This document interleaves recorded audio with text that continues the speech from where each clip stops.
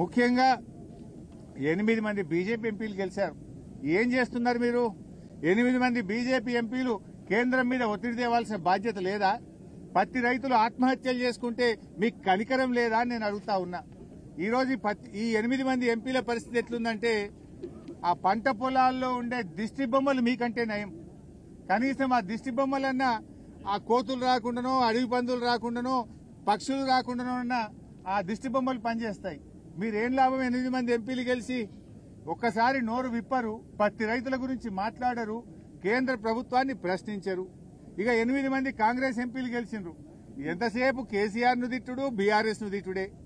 మీరు ఎన్నడన్నా పత్తి రై ఎందుకు గొంటలేరు అని పార్లమెంట్ లో 8 మంది కాంగ్రెస్ ఎంపీలు నిలదీశారా? ప్రశ్నించారా? కాంగ్రెస్ ప్రశ్నించదు, బీజేపీ అడగదు. ఇవాళ బీజేపీ ప్రభుత్వము బడా బడా పారిశ్రామికవేత్తలకు 1,00,000 కోట్ల రూపాయల రుణమాఫీ చేశారు. 1,00,000 కోట్లు మాఫీ చేశారు. మరి మా రైతులకు ఎందుకు చేయరు? బీజేపీ ప్రభుత్వం 1,00,000 కోట్లు బడా పారిశ్రామికవేత్తలకు మాఫీ చేశారు, మా పేద రైతులకు ఎందుకు చేయరు?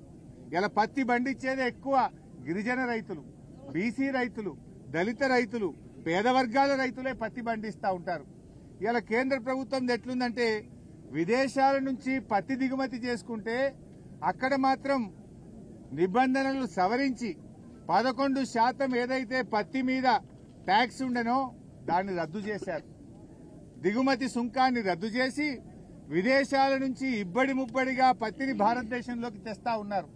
దాంతో పత్తికి, మన రైతులు పండించిన పత్తికి డిమాండ్ తగ్గింది.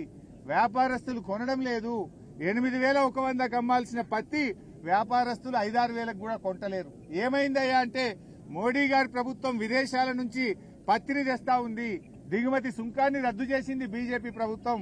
అందువల్ల పత్తికి డిమాండ్ లేదు, మేము కొనలేము అని వ్యాపారస్తులు చెప్తా ఉన్నారు.